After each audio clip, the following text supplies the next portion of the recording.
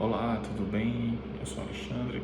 Eu venho aqui tratar de um assunto que é muito frequente, muito recorrente nos consultórios médicos de modo geral e principalmente no consultório do endocrinologista, que é o diabetes mellitus, uma doença extremamente importante porque está associada a muitas outras comorbidades e a complicações potencialmente graves nos pacientes, né?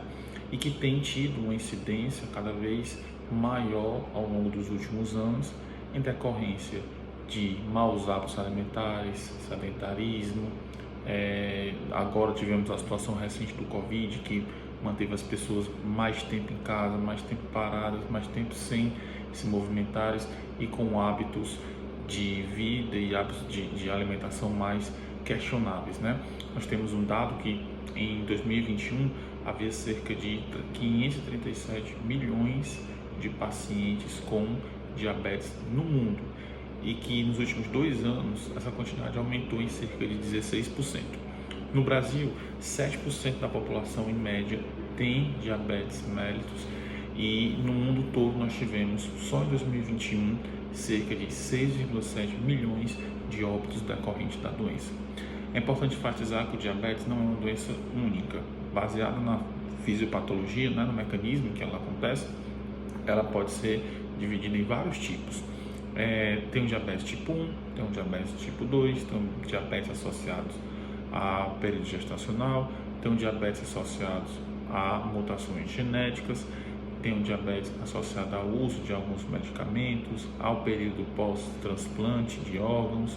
Então há uma variedade de diabetes. Por exemplo, no diabetes do tipo 1, o que ocorre é uma ausência ou uma deficiência no início parcial, mas o que caracteriza é a deficiência mesmo da produção de insulina no organismo. Então o paciente ele é que a gente chama de insulinopênico. Então ele precisa, o tratamento é eminentemente uma reposição de insulina, que é o que lhe falta. No diabetes tipo 2, o que ocorre é uma resistência à insulina que o corpo ainda produz. Embora com o avançar do tempo, ao longo dos anos, o diabetes tipo 2 possa produzir menos insulina, possa se tornar insulinopênico, mas o que marca o tipo 2 é realmente a resistência, a redução da sensibilidade do organismo à insulina que o próprio indivíduo produz. O diabetes gestacional é aquele que é diagnosticado no período da gestação, né? Então, geralmente há mecanismos diagnósticos de rastreio e de diagnóstico no primeiro trimestre, no segundo trimestre, e a partir daí é feito o tratamento a depender disso. Tem um tipo associado a mutações genéticas, que é o que a gente chama de diabetes monogênica, que é o tipo MOD. Tem o diabetes associado aos medicamentos que são utilizados no tratamento pós-transplante, como tacrolimus, everolimus. Lembrando, voltando um pouco ao diabetes tipo 1, que ele está associado à autoimunidade, né? O organismo produz anticorpos que destroem as ilhotas beta-pancreáticas que produzem a insulina.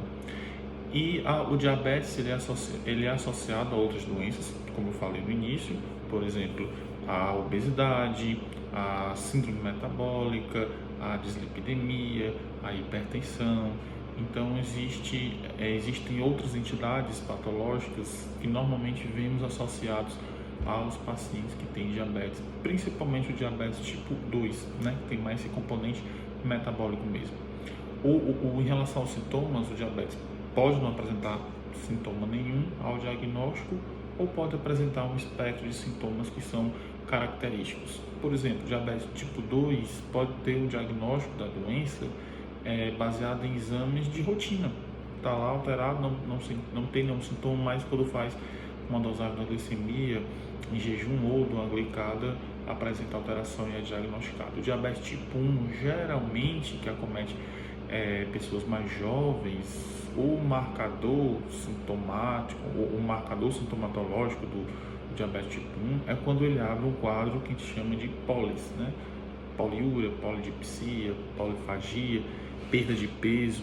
Então o paciente apresenta com esse quadro, muitas vezes é um quadro grave, muitas vezes a gente identifica o paciente com uma condição chamada de cetoacidose diabética, que é um quadro grave, em que há franca insulinopenia e o organismo está passando por um processo de catabolismo intenso, em que a reposição de insulina é iminente. Muitas vezes o paciente é conduzido em ambiente de terapia intensiva.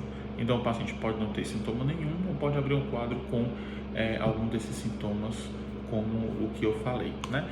E ao longo do desenvolvimento do diabetes, ele pode apresentar complicações decorrentes da doença, por exemplo, neuropatia, pode apresentar retinopatia diabética, que é uma das complicações mais frequentes e que é uma perda de visão gradual decorrente do tempo que o paciente passa em hiperglicemia.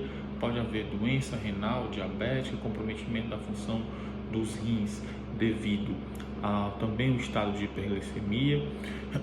O paciente pode aumentar o risco para desenvolver uma doença coronária, uma doença vascular com um acidente vascular encefálico.